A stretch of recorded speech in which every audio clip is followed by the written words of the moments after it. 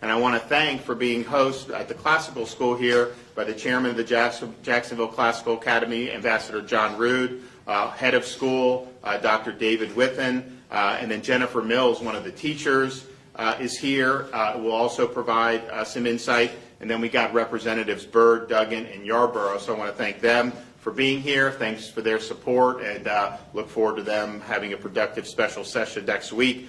We are going through to prepare the governor's budget recommendations for the next fiscal year. And fortunately, in the state of Florida, we're in a very strong budget position. Our reserves are incredibly healthy, particularly given what people were projecting when COVID first hit. Every month, we tend to bring in significantly more revenue over the revenue estimates, and that's a function and really a reflection of the strength of Florida's economy, and we're proud of what we've been able to do. We are concerned about the news that we see with inflation, with how much it's gone up year over year. We were told 6 months ago that no serious person said we were going to have inflation, and actually we know this inflation's real. I've been saying it for many months, and it does represent a threat to having a vibrant economy. It absolutely impacts every family's budget. And then you see things, staples, groceries, gas prices, all those things are really, really significant. Florida has stepped up. We've said we want to bring ships here, we want to do whatever we can to help with the supply chain, and we'll continue to do that. So our situation is good. We have a lot of strong fundamentals. You know, some of these national headwinds, I hope that they'll take this inflation seriously, do some stuff for relief on gas prices, because it's really, really important to a lot of folks.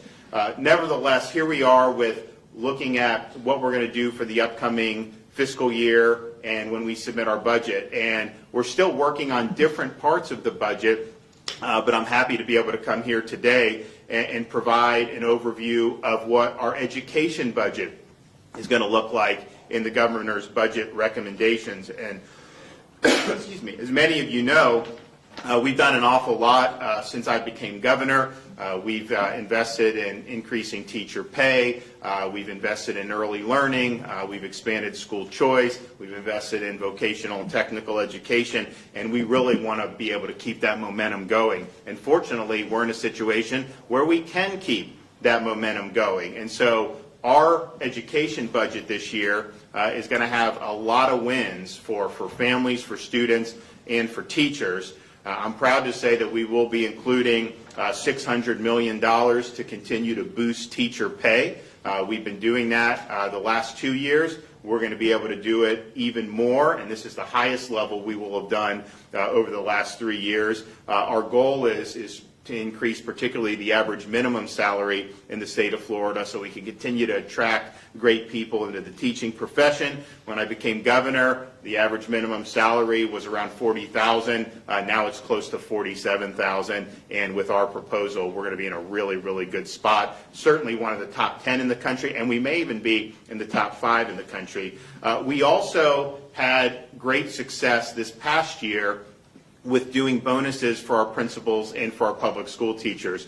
The school year 2021 was unique because it was COVID, and we were the only large state to have schools open in person for the entire school year. And I think we had a lot of principals, a lot of teachers that worked very hard and did well. So we were able to do $1,000 bonuses for 177,000 total principals and teachers across the state of Florida. And I'm happy to say that we are going to be including those bonus payments in this budget for next year because we're still having to work very hard. I'm glad that we're in a much better spot on a lot of the stuff. Of course, here at Jacksonville Classic, they've been in-person, normal school from the beginning, but we've now gotten pretty much the whole state in a really good spot, and we want to continue to do that. So those $1,000 bonuses, I think, are very meaningful, and I think it's something that we want to continue to do. Our budget will have a record of per pupil funding. We will have $8,000 in per pupil funding. That's the highest amount that we've ever had in the history of the state of Florida. We will be increasing the base student allocation by $124. That is the largest increase in nearly a decade in the state of Florida. And if the legislature accepts our proposal, from the time I took office until now, we will have seen really, really strong increases in the funding. We're also going to be including $421 million for school safety and for mental health initiatives, and that includes money for school hardening grants, money for safety initiatives, particularly for our Jewish day schools, and of course the First Lady's been intimately involved with supporting mental health, particularly for our K through 12 students, and so we're very excited about that. We also are going to have in the budget $15.5 million to use to replace the FSA with our new progress monitoring system, and that'll be recurring funding, because the progress monitoring tools are more interactive, they're more nimble, they provide more feedback in ways that are helpful for parents and teachers and for students. But we said that one of our major legislative proposals this coming year would be to eliminate the FSA and replace it with progress monitoring. And we're following through on that in the budget to make sure that we have the resources to be able to do the progress monitoring and do it in a way that is really value added, and allowing more time for teaching, more time for learning, less time for testing, and more effective feedback for all involved. Also, we're continuing our commitment to civics and civic engagement. We're going to be investing another $500,000 into the Florida Civics and Debate Initiative to expand access to the program into every school district in the 2022-2023 school year. And this is in addition to the $106 million investment in civics education that I announced earlier this summer, which will provide teacher bonuses for any teacher earning the Florida Civics Seal of Excellence. And I think there's going to be a lot of teachers that are going to want to do that, and we think it's going to be a very powerful program.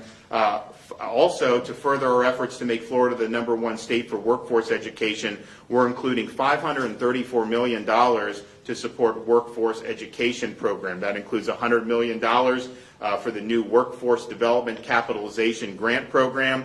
That will create and expand workforce development programs at Florida school districts and at state colleges. And that's one of the things that I've been really insistent upon. People think workforce and they think sometimes exclusively state colleges. It's a great tool. We want to work with the state colleges, absolutely. I mean, if you're producing nurses and some of these other, you got to do it. But I also see huge opportunities for our school districts to be able to provide credentials and get some of their students that graduate from high school into jobs immediately. And these are high demand jobs, they pay well, and you're able to really make a good living without having to go into crippling debt. Now in Florida, we're holding the line on university tuition. It's affordable. We're going to keep it that way. We're not going to let them raise tuition. And so we provide a good value for higher education, but there's a lot of places that don't. A lot of these schools cost a lot. They cost an arm and a leg. Kids go deep into debt, and then they end up with degrees in some instances that they could have had. They end up with degrees that aren't really paving the way for anything. They end up with jobs they could have had out of high school. So this is important for workforce, and it's something that we are absolutely committed to, not just for people who are out of school, but within our school districts, making sure that students realize that they have a lot of different avenues to be able to succeed. So all in all, Florida is the education state. We now rank #3 in the latest Quality Counts rating for K-12 by Education Week, and we're ahead of the national average in almost all the individual categories, right, Richard? I mean, in terms of all the different things that you're doing. And that doesn't happen by accident. That's because there's been a lot of emphasis on this. We want to make sure that people have the tools that they need to succeed.